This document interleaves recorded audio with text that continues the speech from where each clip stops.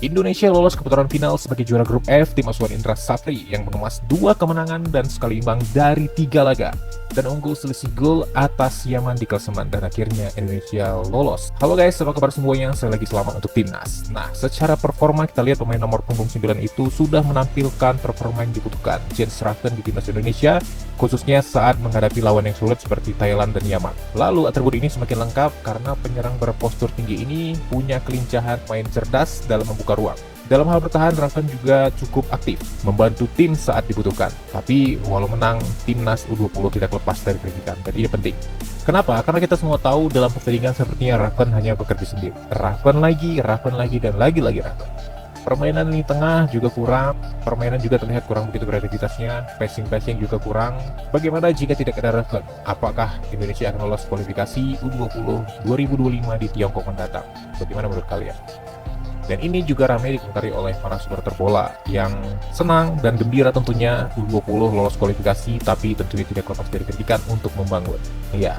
Kepala pundak Raven lagi. Ya, lagi-lagi timnas Indonesia U20 digendong oleh strikernya Jens Raven.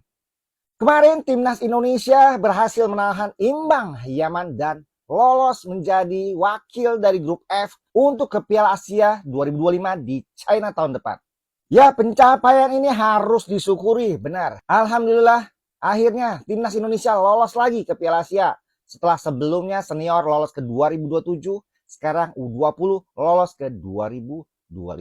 Tapi tahan dulu, permainannya jauh dari kata memuaskan. 3 pertandingan yang gua tonton, 2 pertandingan gue nonton di TV dan 1 pertandingan gue nonton langsung di stadion. 3-tiganya bikin ngantuk. Coach Indra Safri dan anak didiknya belum bisa menunjukkan permainan yang cantik dan indah untuk ditonton. Tidak ada kreativitas serangan, permainan yang monoton dan beberapa kali diserang oleh Yaman. Itu bikin gue juga jadi agak pesimis nih. Dengan tim ini gue rasa nggak akan bisa berbuat banyak di Piala Asia nanti. Yang bikin gue penasaran kapan nih Pak pemain-pemain diaspora kita dinaturalisasi untuk jadi WNI. Terutama pemain-pemain yang berposisi lini tengah dan lini depan. Karena berita yang hangat sekarang yang akan diproses dalam waktu dekat adalah Tim Gepens dan Dion Marks.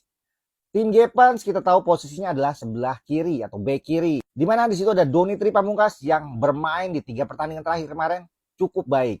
Lalu Dion Marks bermain sebagai center back. Sedangkan trio center back kita juga bermain baik. Di situ ada Iqbal Gwijangge, Kadek Arel, Mesal Hamzah. Terkadang Buffon juga bisa bermain di center back. Sedangkan nama seperti Semivel, gelandang serang, tidak masuk dalam nama yang direkomendasikan oleh Coach Indra Safri. Ada lagi nama seperti Kaya Simmons yang sempat diutarakan oleh Coach Indra Safri pada wawancara oleh wartawan kemarin. Sepertinya Kaya Simmons juga tertarik untuk bergabung dengan timnas Indonesia. Tapi sayangnya juga Kaya Simmons bermain bertahan lagi guys. Belum ada pemain penyerang yang direkomendasikan oleh Coach Indra Safri.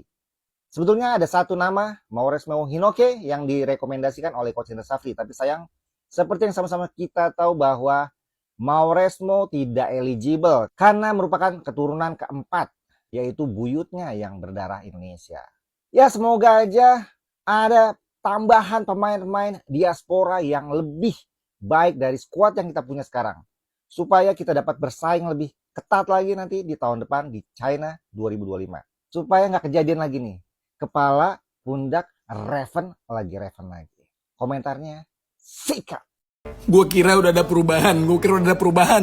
Full time ya, timnas U20, timnas wujud asli, timnas Akabsi.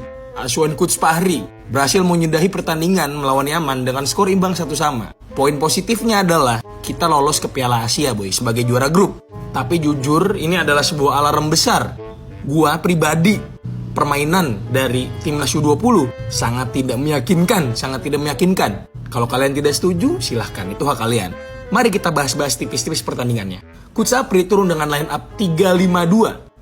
Bukan kayak biasanya nih boy, biasanya dia 3-4-3 nih. Harusnya menurut gua, kalau 3-5-2, lini tengah kita bisa mendominasi permainan. Faktanya, Vigo, Aditya, Amael Mangkir, itu gak bisa berbuat banyak di lini tengah.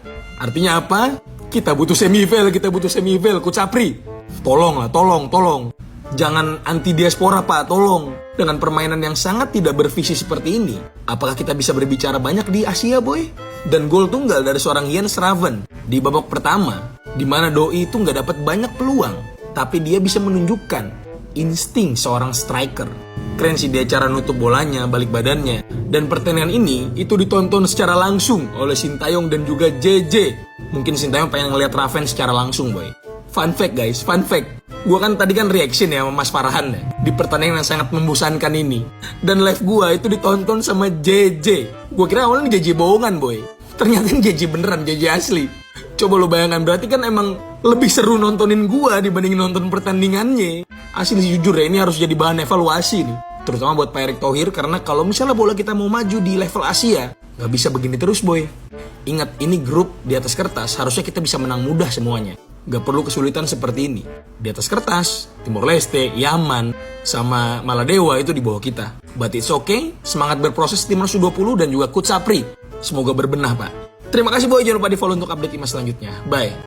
JJ ngantuk nonton Timnas U20. Apa iya? Oke guys, pertama-tama Timnas Indonesia berhasil menahan imbang Yaman dengan skor 1-1. Itu berhasil pencapaian atau gimana nggak tahu lah, intinya Timnas Indonesia U20 berhasil lolos ke Piala Asia U20 Cina 2025 setelah hasil ini. Dan ya selamat lah ya untuk Timnas U20. Tetapi ada yang serunya nih guys. Permainan Timnas U20 kita seperti biasa membosankan, bikin ngantuk. Ya udah, hasil imbang tuh menurut gue nggak bagus sih, harusnya bisa menang.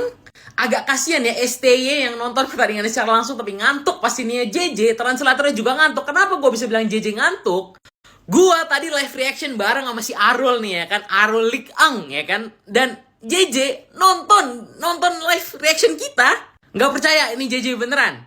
Nih, lihat nih. JJ Sojongsok verified. Nih akunnya si JJ nonton live reaction kita. Ini JJ buka HP ngapain? Ya nontonin live gue sama Arul. Bukannya lagi ada yang penting kagak. Lagi nonton live gue sama Arul.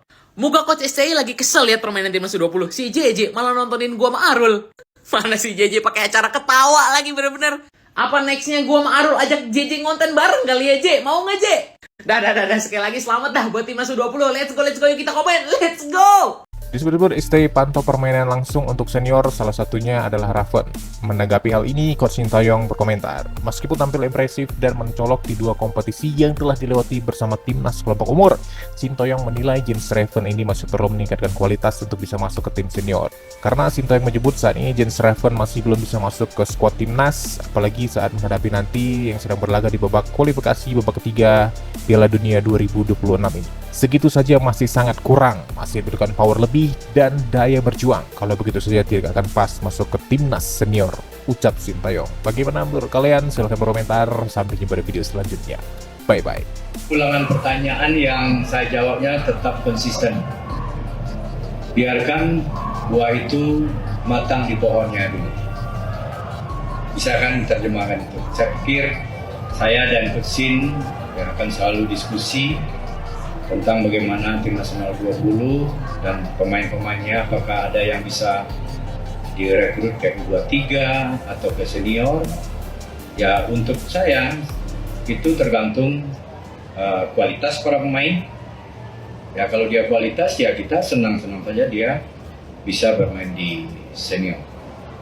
Tapi kalau menurut saya mungkin Jen lebih sabar dulu ya untuk bisa menembus skuad senior kalau bicara senior.